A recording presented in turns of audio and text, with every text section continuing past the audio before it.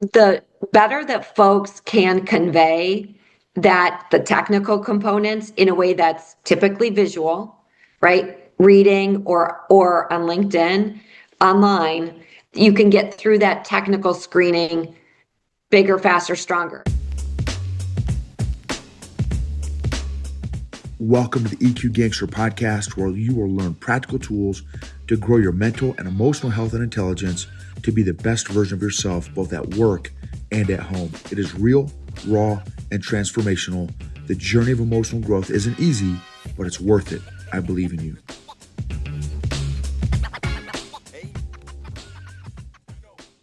EQ Gangsters, what is going on? For those of you all that are on the podcast, awesome. You're going to hear from one of my amazing classmates. And for those of you on YouTube, you're going to get to see my amazing classmate. And we have been homies for a long time. She has been a big cheese and a big baller for many, many years, and is a managing partner at Korn Ferry, which is a very large consulting firm, big baller, consulting firm. And she's an Army veteran. She's got some amazing stories. We're going to talk about her book. She just finished a book that I'm super stoked to talk about. We're going to jump into that. And it's a super practical, tactical book that is going to help out and add value to a lot of people. And one more thing before we jump into, introducing Kate and letting her share kind of her bio and whatever she wants to share before we jump into the questions.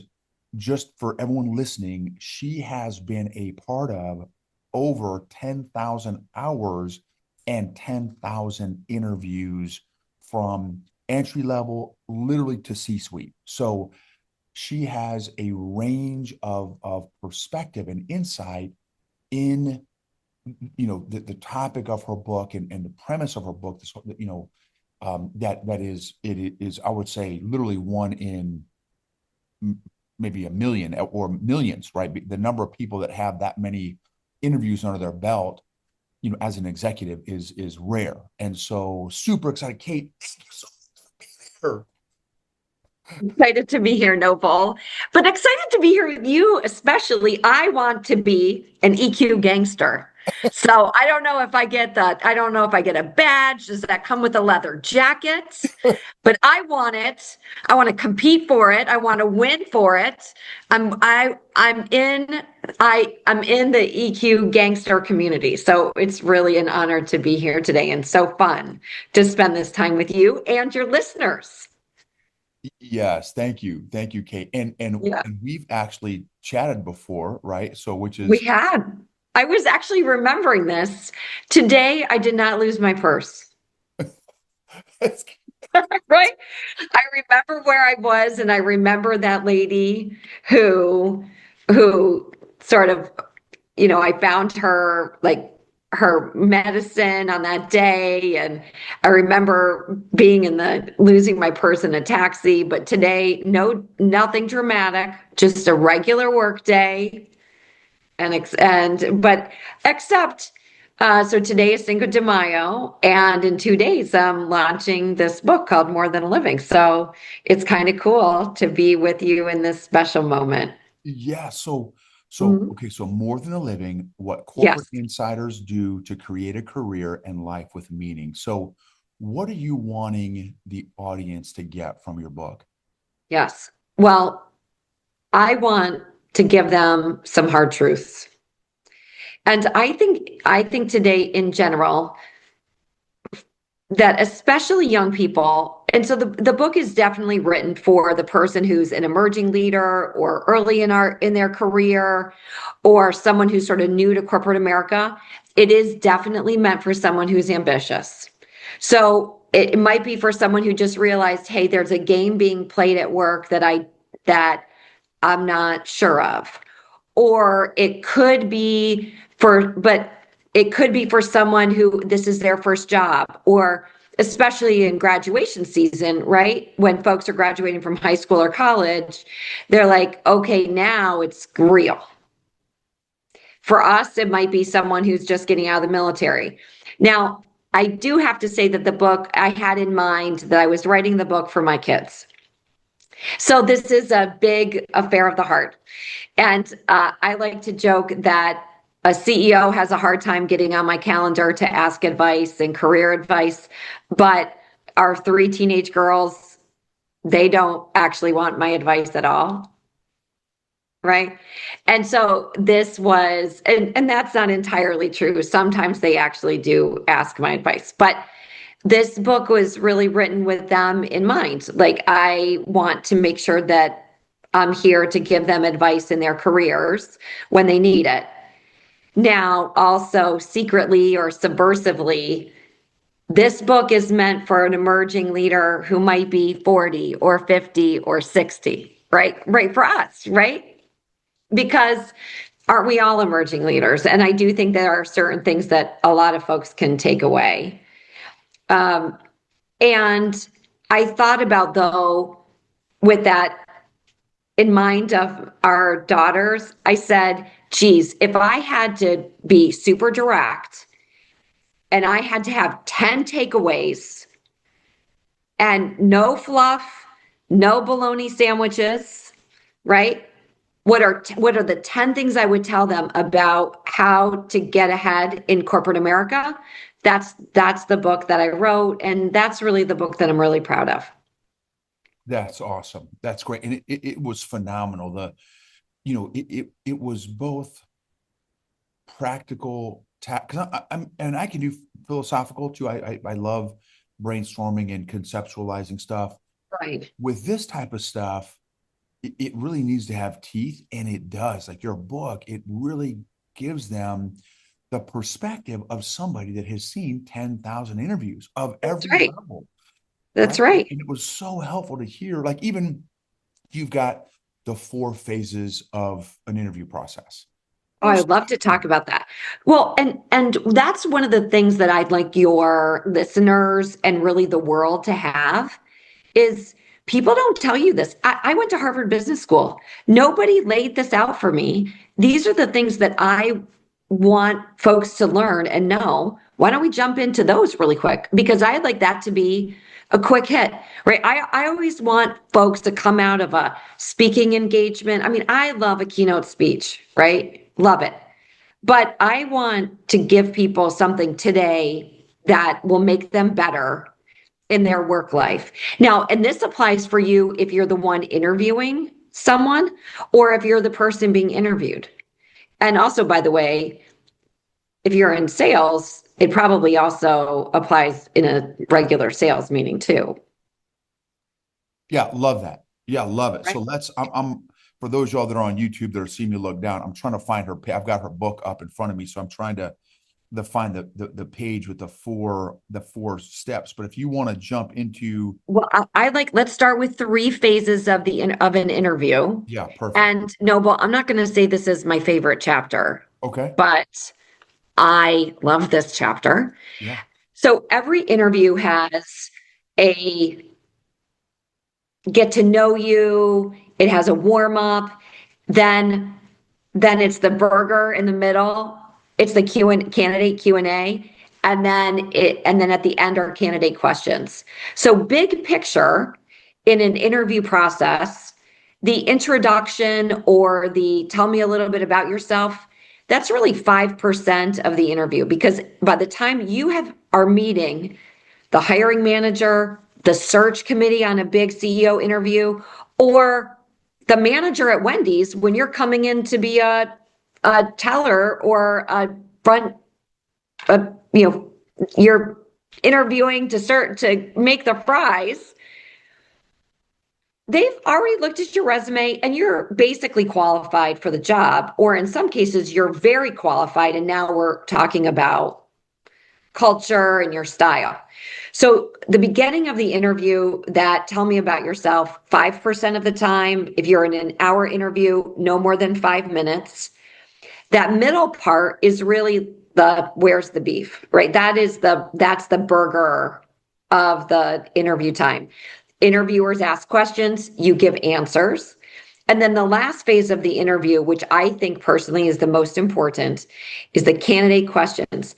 Yes, even if you are at Wendy's and you're interviewing for that first entry level job, to make the fries, you should have questions. Come with some questions. Even by preparing, don't you think when you've interviewed folks, when they have questions, you're, first of all, you're impressed that they spent time. And so beginning is that warm up, tell me about yourself. Then the questions that the interviewer asks, and then lastly are candidate questions.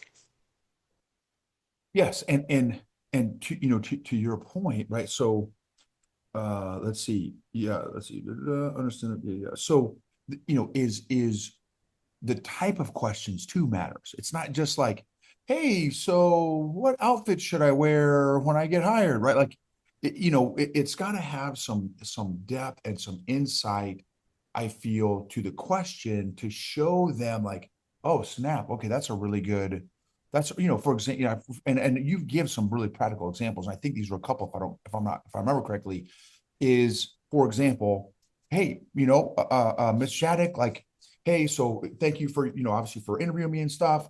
What does success look like for The best one, best question, right? right? What does success look like? And think about that. I'm interviewing to be a waitress, or I'm interviewing to be the CEO of the biggest retailer in America. It doesn't matter. What does success look like? Great question. Another one is, in a year, what do you want to see different in this role? Or what's the team like? What's the culture of the organization? So what you're sharing, though, is that you learn a lot about how a candidate is thinking about the job, how they're thinking about their career, how they're thinking about the company, through the types of questions that they ask. Also, Noble, I've seen a lot of candidates do this brilliantly, which is they segment their questions into types of questions. Someone might say, I have some strategic organizational questions. I have some team questions about the culture. And then I have some administrative type questions. Even in showing that they have a structure, well, I have, thank you, West Point. Thank you, my Polish grandmother. I like structure, so that appeals to me. And also, guess what? There's never enough time to ask questions at the end of an interview. So by saying, oh, I have three kinds of questions, that is also showing your stuff. And then always you can send questions at the end if you don't have enough time. It's really nice. Yes, love that. And it's it is fascinating. And I would also argue that the higher up the position or role that you're applying for, the more fine-tuned the things that the company is looking for, right? Because I have not come close to the amount of experience and breadth that you do, but in my role now as a chief people officer, I've interviewed also from entry level to C-suite level as well. The CFO, for example, and so and the level of detail that we were looking for at the C-suite, and then we got some general manager, director levels that we've interviewed for as well. We are looking for some fine-tuned things. And so what I know for me is that I appreciate is people that I can tell have prepared and have done their homework. For example, so this particular CFO, when we first sat down to the initial interview, he knew. So now this will show you some disparity, right? So compared to entry level positions, they did not have the same level of preparation and homework. But when we sat down with this guy, he's like, "Oh, okay, Justin, that's our CEO. Justin, hey, so this is your background. Here's a couple of things I learned about you. I'd love to learn more about this part of your season of your career. Okay, Noble, this is your background. This is what I saw you've done. And so based on some of your background, I'd love to hear more about." And I'm like, holy cow, dude, like he did his homework. He researched me. He cares about me. So impressive. And the company, right? And then he's like, okay, and then I've got a few, just based on what I was checking out about the company, he's like, I've got a few, this is a little bit of my understanding, what I was able to gather from the research I did. Here's a couple things that I've got some questions on a couple of things that I really like, about what the company's got. Here's a couple, maybe not concerns, but just some questions that I'd love for you guys to Mhm. fill in, right? And it just like, this dude has Mhm. done his homework, So right? impressive. Right. And I So impressive. Hmm. And you feel honored a little bit. So you want to also, there's a lot of reciprocal there. Like, oh, geez, he researched me. I better pay attention to him. He's like worth my time. And because what companies are people, right? So yes, it is about the company, but it's us coming together for this mutual goal to have a communal experience. And we can't do that in a vacuum. So he's really bringing you in to the story. So also kind of impressive as a CFO to do that, right? right, exactly. Wow. Right. Okay. Now, oh, Love that. I can't wait to ask you this question All right. because I don't know if you said it in the book, at least the parts that I Mhm. read. I'm not sure if you did. So I'll be really interested to hear your thoughts on that. So of the zillion people that you've interviewed, Mhm. and maybe this can be different between you and me, right? Because of, obviously you're NFL level. And so okay, what percentage of the interview do you feel? So I have two tracks, the technical Okay. piece and the people track. Yes. So they have to be competent, right? You got to be Yes. competent, right? So that's Mhm. Mhm. if you're looking for a plumbing job and you've only got a background in painting, Right. probably not going to be a good fit, even if you're an Right. amazing person, right? Right. So you got to Yes. have competency. Yes. What weight do you put on somebody's technical prowess versus EQ or people prowess of people skills, That's a likability? good question. That's a good question. We typically think about screening criteria gets you to the table, and evaluation criteria gets you the job. So I've been taught a pretty rigorous process of screening that gets to all of those technical components. And candidates or just professionals in the world can share their information and those technical prowess through LinkedIn or through their resume. And the more efficiently they do that, the less time you as the head of HR or us as a recruiter need to spend drilling down into checking those qualifications. A lot of times in the recruiting field, we refer to this as size and scope, right? What's the scope of your job? What's the size of your job? How many people have you managed? What's the scope of that electrician expertise versus the plumbing expertise, right? Or in my favorite, the waitress versus the chief of staff, right? And so I want to know, how many years have you spent as a waitress? What's the busiest season? What's your favorite?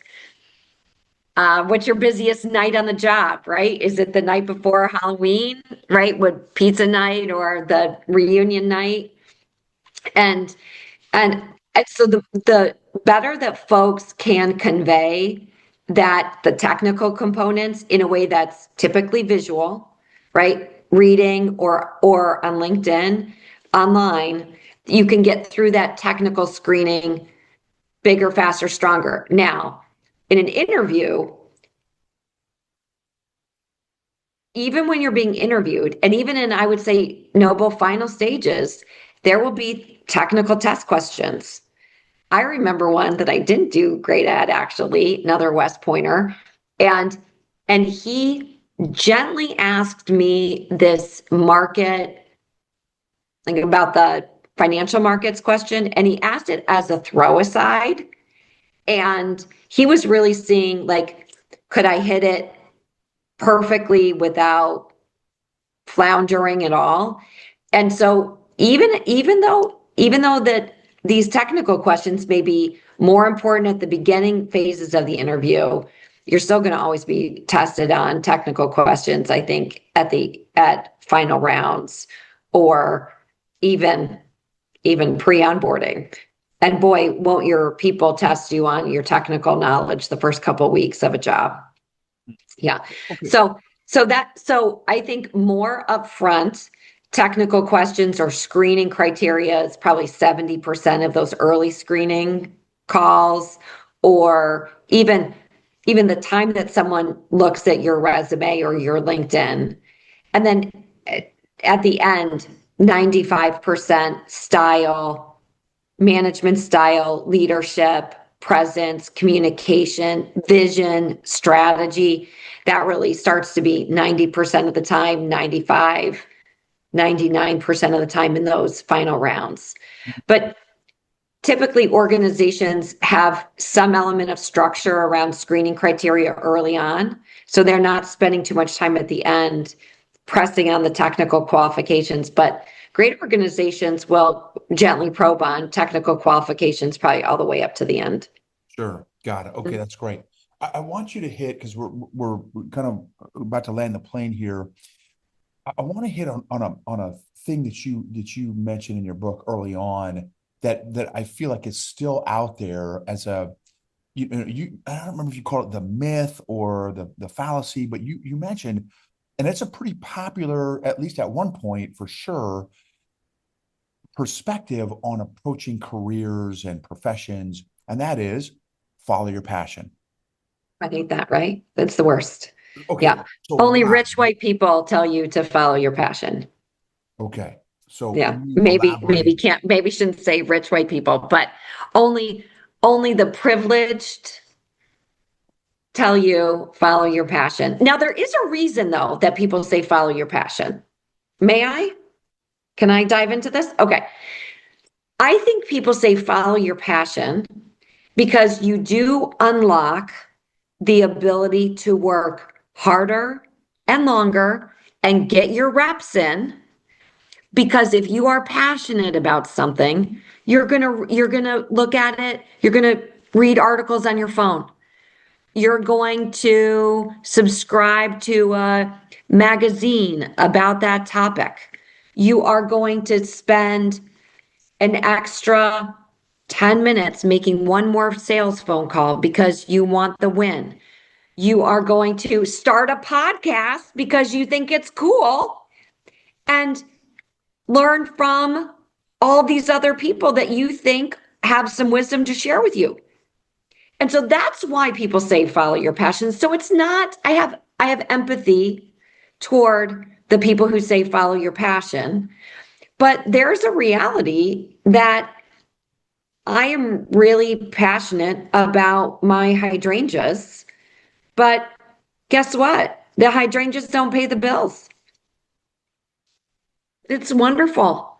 And you know what? I think I just really screwed it up the hydrangeas last week. And thank God I'm not relying on the hydrangeas to feed my family or put shoes on my feet, right? I well, obviously, we have both found jobs that we are really passionate about, and that has helped us build a career. But I think if you only follow your passion, you might be broke. And to my mentees, my friends, the people listening to this, you have to realize that a job is your job and they call it work and they don't call it fun. That's the reason why you don't go to fun, you go to work. You can make work fun. Didn't we make shoe shining fun? Friday nights, getting ready for Sammy, fun with Angela and Joel. I mean, these are some of the moments I treasure the most in my life. Now, it didn't feel fun, but I was learning to work hard. And I think that's important. Love it. Yeah, Yeah. love it, love it, love it. Okay. Yeah. So, and you lay out a great path to, yeah, Thank you you. lay out a great path and again, practical, tactical, relevant steps to, okay, so if you can't follow your passion, or if I'm not supposed to follow my passion, what am I supposed to do, right? You lay out a Right. great kind of path. Thank you. Because, but also work can be fun and I can be passionate. The other thing that is amazing is I do think you become passionate about building a craft or building an expertise Mm, that you can really be proud of. that's right. And that is like a special gift where it yes, it is work. And there are some components that grind, and I'm going to talk about that here in a second too. But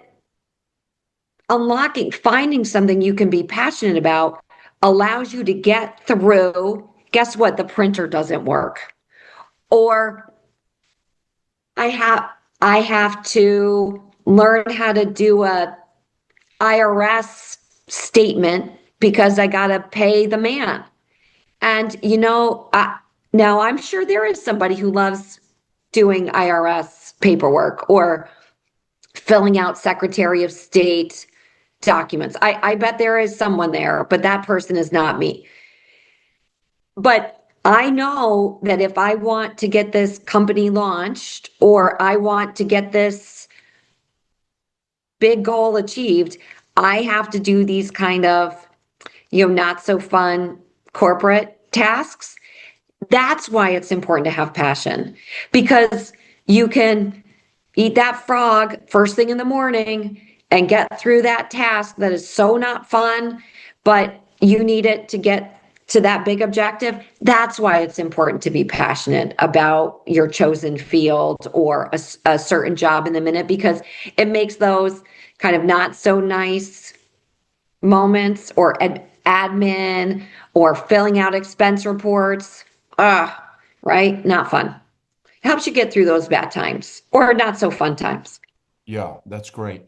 Well, and also you as you develop more experience, you may not know that you're passionate about something, like, oh, I think this is going to suck. And then it's like, oh my gosh, like I actually dig this. And Right?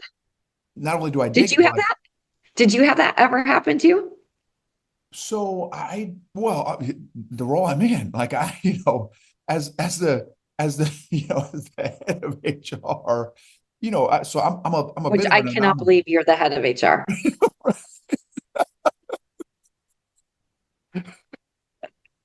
So you would have never hired me, right? You would have Never. never hired me, right, as the chief people officer, right? And so It's great. and so I'm Yeah. one that slipped through the Korn Ferry cracks, if you will, right? And I guess somebody could argue, maybe there's some people here that'll be like, yeah, and Noble shouldn't be, right?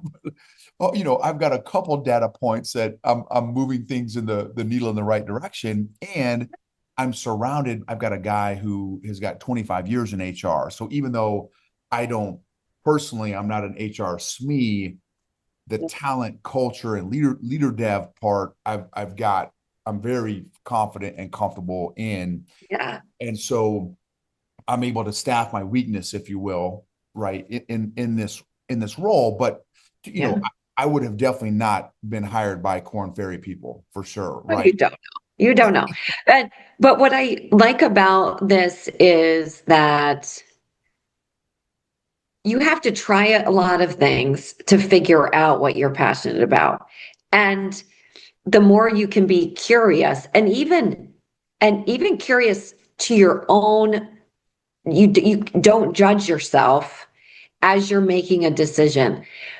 I really believe there's a big enemy of the people.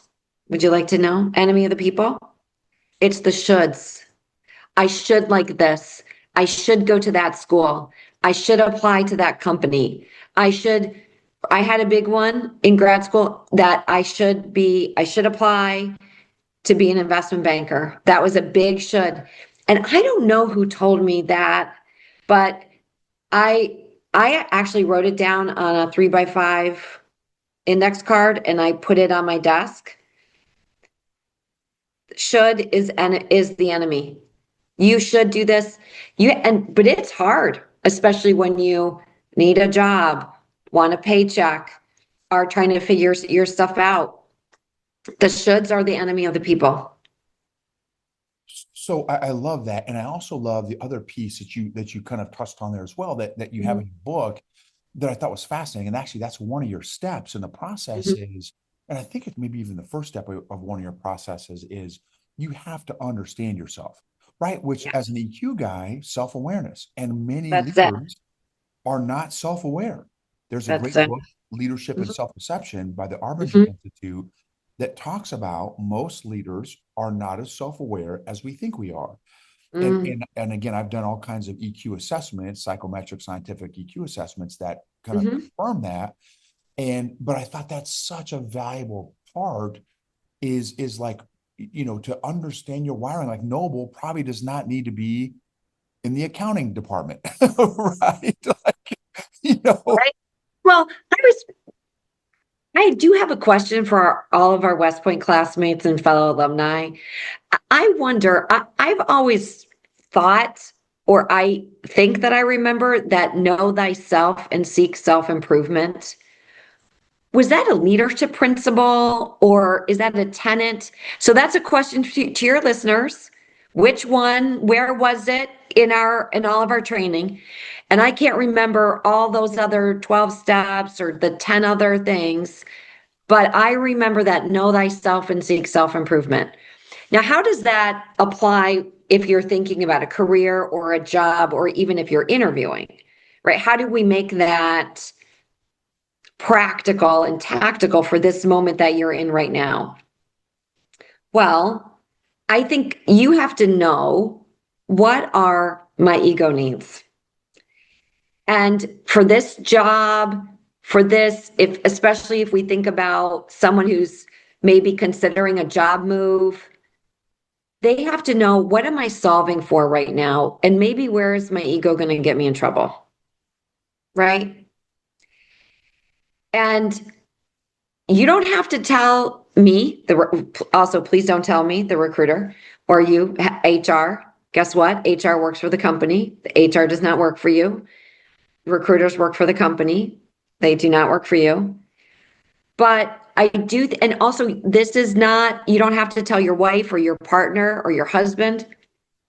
But you do have to know, what am I solving for in this phase of this journey, and what are my ego needs? Now, I'll give you an example. One guy that I talked to, he said, I just want to work for a great American company.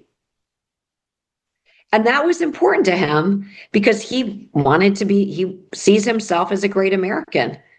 That's pretty awesome. That's actually really self-aware. Somebody else said, I want to go to work in a suit. And this guy was an expert in data science. And in my head, I'm putting him in a box, which is, you know, Meta, Google, tech company, startup. And just by even saying, like, hey, I want to dress up and go to work. Now, this was a couple years ago when not everybody was in yoga pants all the time. right. But super interesting. And that wasn't in a bad way, but they were just level setting on, where am I going to feel comfortable in a work environment? Yeah. And I think they were really avoiding, like, some potential disasters. Yeah. And you mentioned some of that in your book, that which is again fire to, and I love all your questions that you bring up in your book too to help people think through stuff. Okay, we literally have 1 minute left. Okay. Where can we find your book? Morethanalivingblueprint.com. You can find it on Amazon and at Barnes and Noble. Awesome. And how do we get in touch with you, or how do we find you if we have more questions? Please sign up for my newsletter by going to morethanalivingblueprint.com. And at the bottom of the website, you can see how you can sign up, and we will be in touch with you. Please follow me on LinkedIn. I'm at Kate Shattuck on LinkedIn, and we'll post that in the show notes. Awesome. Thank you, Kate. That's amazing.